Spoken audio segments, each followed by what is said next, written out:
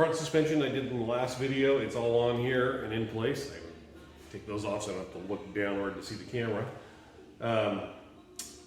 So now I'm putting on the Wilwood disc brake conversion kit for the front. I had one of their other kits, which was basically a stock replacement kit other than the rotors. I'm sorry, the rotors were stock size and design. The calipers were a 4-piston, so they were an upgrade over the stock disc brake calipers that would have been available on this car, even though this car didn't have disc brakes to start with. This is a drum brake car. So what I'm putting on here is a larger disc than what I had before. They're a two-piece disc, so it's an aluminum hub with a steel, or actually cast iron rotor. And the calipers are now going to be a 6-piston design as opposed to a 4-piston. They are also radial mount calipers as opposed to a lug mount caliper. Radial mount calipers it's the newer design than a lug mount. They claim that they work better. Honestly, I've ridden motorcycles with both styles and I don't notice the difference, but anyway, it's the newer, better design. So they say they flex less. So stock drum brake front spindle here, which is where your drum brake backing plate would have mounted to here and here. And then your drum brake would have gone over the end. I've already prepared the rotors and hubs. So here's the new rotor. It has the aluminum hub is already put together. The bearings are already in there. I've greased the bearings. Everything's ready to go on. I've already done the left side. This kit does install a little bit differently than the one I did previously, so I kind of did the left side so I figured out what I was doing so I wouldn't look like a complete idiot on camera. So I'll walk you through installing the kit as it comes from Wilwood. So, sorry, got painters coming to my house. I just keep hearing cars out front looking. The caliper mounting bracket is right here. And this thing, so these are the studs, the radial mount studs that the caliper will sit on. Let's see if I can get that where you can see it there. There you go. So these are the radial mount studs that the caliper will mount to. This is the top bracket mount. And this is the bottom bracket mount.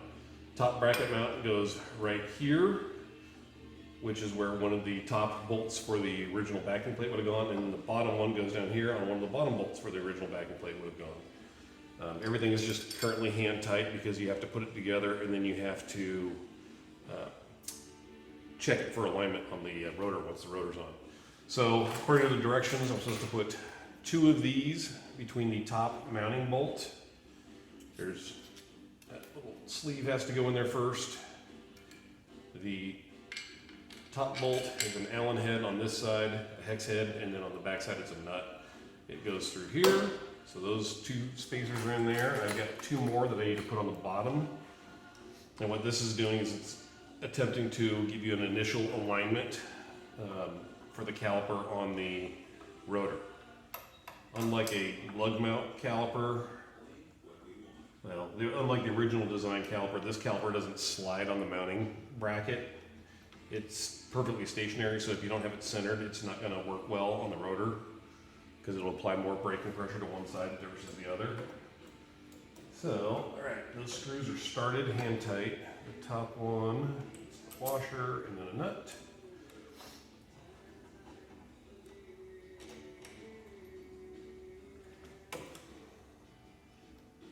All right, there's that. Nope, the bottom one, I forgot to put the washer on first. Let me back that off. Trying to hold this together so I don't drop the spacers out of there. There we go. All right, so the bottom one I'm going to tighten up, and the top one I'm going to leave a little bit, I'm going to leave it loose because that's a lock nut. And if I keep cranking it down and loosening it back up, it's going to lose its lock nut ability. So this one is not a lock nut. It will require Loctite or some sort of thread locker once I'm all done here. So, put my glasses on so I can see what I'm doing here. This is pretty parallel. It's not loose. There's no flex in the top here. So what I'm going to do now is I need to put the rotor on.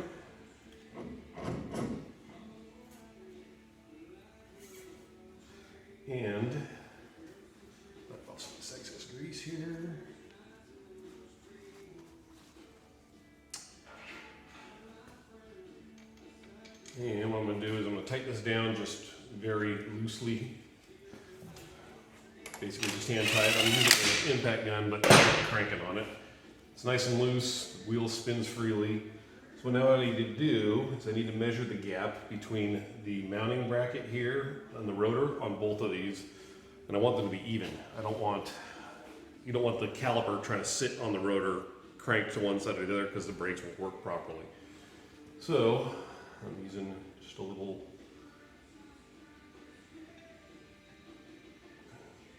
caliper type measuring device here to measure between the rotor surface and the, check the bottom one first because the bottom one's actually the one that's tight. All right, so there's my measurement for the bottom of this. Here we go. And I'm going to pry on this a little bit, make sure it's flush. And I am a little tight, which is what I was on the other side too. It's about one of these washers, spacers thickness, which means I am going to add one of those spacers to the bottom. And that should hopefully make that thing line up parallel to the rotor. So, top is loose, I just need to crank the bottom up. Screw the bottom off. And add one more spacer to this. So there's two in there now, I'm going to throw one more in. And this should get me lined up.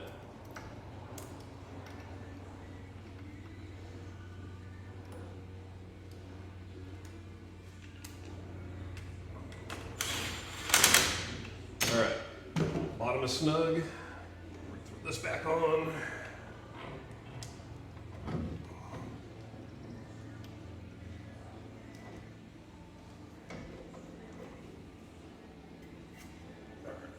That.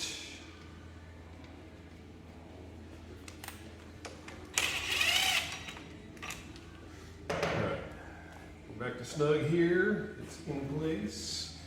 I'm going to check my gap here.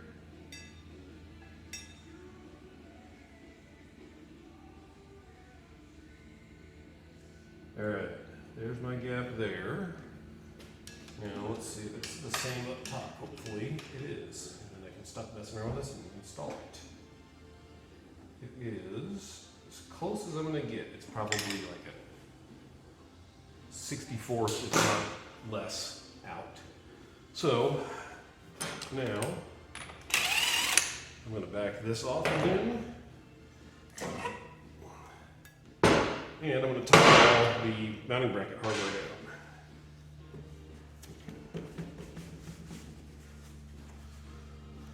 So the bottom one needs a little Loctite. So loosen it up, put a little Loctite in here in the threads, then I'll tighten it back down. I need to do the same thing with these two brackets. There are two bolts that hold these two brackets together. Back it off till I got a bunch of threads showing. Throw a little drop of red Loctite in there on the threads. That may have been a little more than a drop. There's that one. One more up top. And then I'll tighten all this up. I don't trust my little 1/4 inch drive impact gun here for tightness, so I'll put a wrench on these and tighten them up.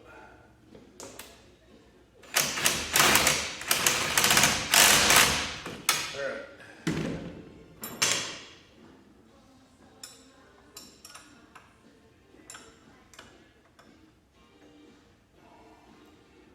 Helps if I go the right direction.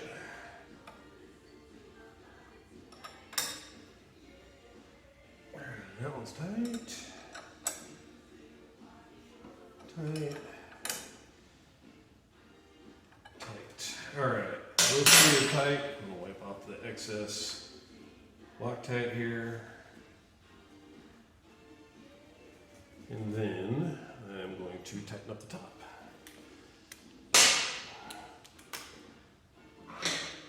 Which is a lock nut, so I don't have to worry about putting any thread locker on it.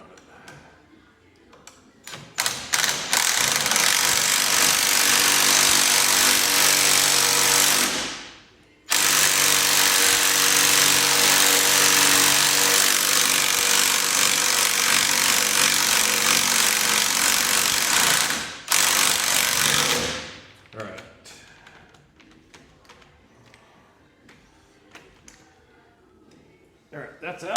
That's tight. Now I'm just going to crank this down a little bit tighter here. This is supposed to be 85 foot-pounds.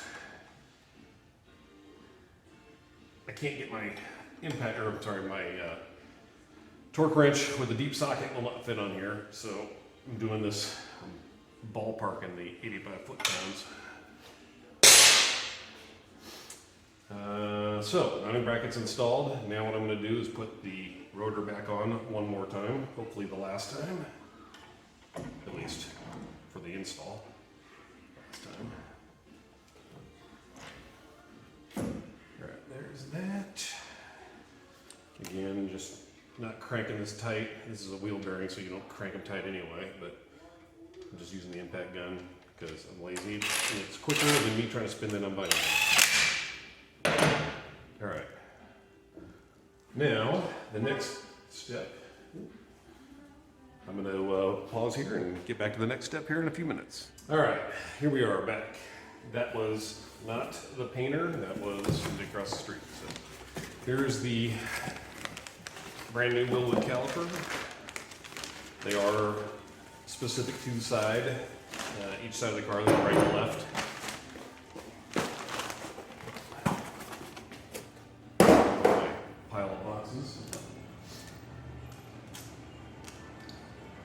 So, this is a Wilwood 6-piston caliper. See if I can get this to where you can see. Alright, so there we got two smaller pistons there and a one larger piston. The way they tell you to identify these, besides the fact that they're labeled left and right on the box, is the larger piston is going to go towards the the following edge on the rotor. So as the rotor spins forward on the car, the large piston is the last one that it should be contacting. So, the way this mounts, you've got the two large holes there, those mount on that mounting bracket. Installation instructions tell you to install two of these shims, spacers, whatever you want to call them, onto those mounting studs. And they also tell you to put a little bit of light oil on there, probably to prevent rust, I'm assuming, since this thing does not slide around on these. And put the glasses back on so I can see what the hell I'm doing again. If it's within arm's reach, I can't see it. Anything beyond my fingertips, I can see perfectly fine. Getting old sucks, but it beats the alternative. Alright, so there we go. A little bit of light oil on those two mounting studs so that they will not rust. And the two shims are on each one. So now I'm going to put this on here. So I'm looking for two things once I have this on. Checking alignment to the caliper, and the gap should be about even from this portion of the rotor right here. So I got the caliper. The inner portions of the caliper. You want them to be about evenly spaced at the gap between the rotor and the caliper. So I'm looking at those. And those are looking pretty even up top, and they are looking even at the bottom, so that tells me my mounting bracket that I put on there is aligned properly. The other thing I'm looking for, not only is it aligned properly, but I put the correct number of spacers in there and it moved it out so that it is centered on here. Then the other thing I'm looking for is I want to check the gap between the caliper. I need a flashlight so I can see what's going on over here. I need to check the gap between the rotor here and the caliper in here. Because if you don't have enough space in there, it's going to drag on that, which would be very bad. Do not need metal parts dragging on each other. Alright, so that's tight. I've got plenty of gap there. See See if I can work my head in here. There we go. I got plenty of a gap there. All right, we're good.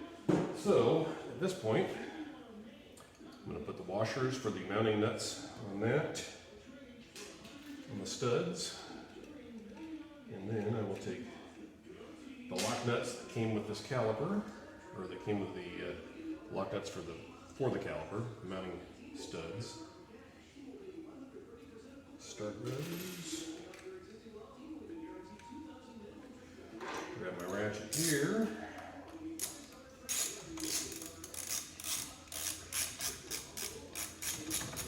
Yeah.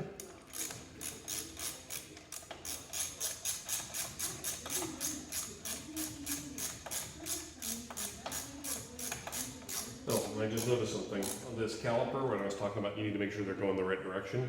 It actually has an arrow telling you which direction the rotor should be turning, and I can find it here, and the rotor is actually marked with an arrow as well. So this stuff is, once you understand the directions, because their directions are, I don't know what I would call them, vague, maybe too technical for some reason.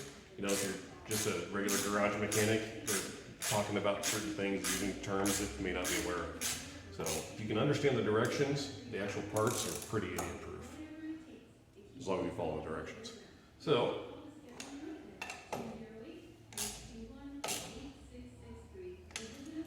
the caliper is now good. Double check now that everything's tight, just to make sure that my gaps are still the same. Still good there, and I'm good there. And everything is looking good. So my distances didn't change when everything got tight. So granted, this is not tight right now. It's just sitting on here. I haven't properly snugged this down. And once I do, gotta put a little locking collar on there, put the cotter pin through it, and then this is pretty nice. Rather than pounding these on with a hammer like all the original ones, these are actually threaded, and they actually have an O-ring in there to not only help them not back off, but it also seals it. So the hubs are actually very nice. So that's it. The calipers now, I will need to use these little adapters that come with the brake line kit. This one I just have the brake line sitting here loosely. So this is the Wilwood brake line kit. They're steel braided brake lines. This little adapter screws into the back of the rotor, the caliper in the middle. So if this was the back side of it, it's about here in the middle of it. One of the things you're gonna worry about, since this is a 90-degree angle fitting here that screws into the caliper, it can direct your hose any direction depending on how tight you make this. So what you need to do is you wanna figure out which direction is gonna be best for your hose. Obviously you don't want it sticking out straight to the back because it's gonna run right into your wheel or tire. You don't want it sticking straight forward because then it's going to get tied up all in the suspension as the car is moving up and down. So looking at the way my hose is routed, it doesn't make a lot of sense for it to do this because it could potentially, depending on how squished the suspension goes, it could potentially put a kink in this hose. Whereas if I position it facing down and slightly forward, it keeps it out of the steering linkage, it keeps it out of the way of everything else. So kind of figured out which direction I need this thing to go. So it's just a pipe. It's a 1/8 national pipe thread, 1/8 inch NPT on the one end of it, and the other end of it's specific for the Wilwood brake lines, brake hoses. So just get that thing started, and then I'm going to crank it tight until I get it facing the direction that I want. Try not to beat the crap out of everything while I'm tightening this up. You know what? I'm going to get a shorter wrench here. One second.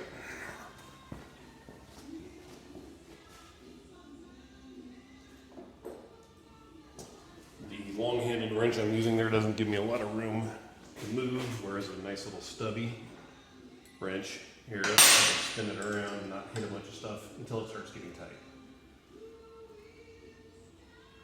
So it's starting to snug up now.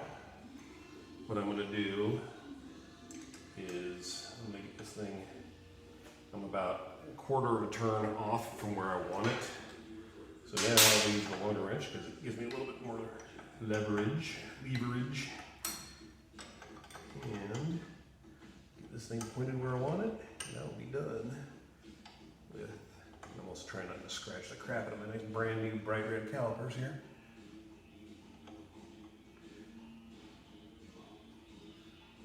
So there's that, nice and snug. The brake hose just threads right onto here.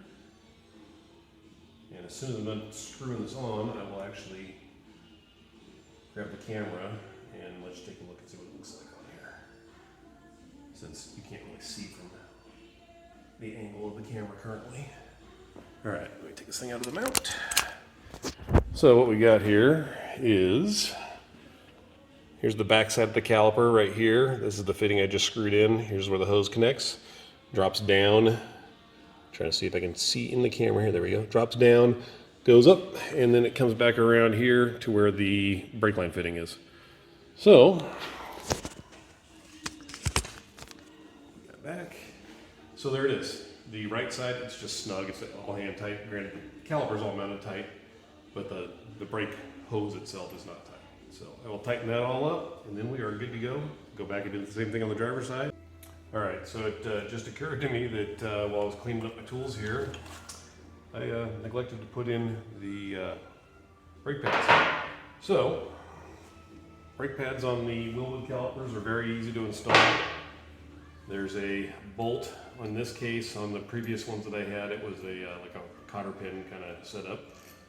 This pulls out. This piece here will ride in here, and these guys just if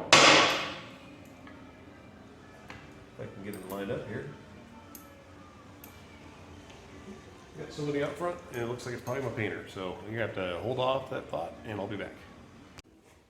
All right, so painter's got his stuff, and he's hitting the work. So where was I? Brake pad. It slips in from the backside on these calipers. So you're just gonna line it up, slide it in, and this bolt goes back through this spacer. All this spacer does is prevent those from coming out of the back. And you just tighten it down. You don't crank it to death because all it's doing is preventing these from coming out. But it does have a lock nut on one end and an Allen head on the other. So if I can get my tools on the items here. There we go. That, I'm gonna actually back it off just a hair. There it goes. That is, the bolt is tight, the little spacer is loose, which is perfect. So those brake pads are not gonna come out of there. Take that off so I can actually look at the camera again. Those brake pads are not gonna come out of there. Once there's fluid in here, the fluid will push them against the rotor. There's currently a little bit of drag, but you can see the rotor still turns. So that's it.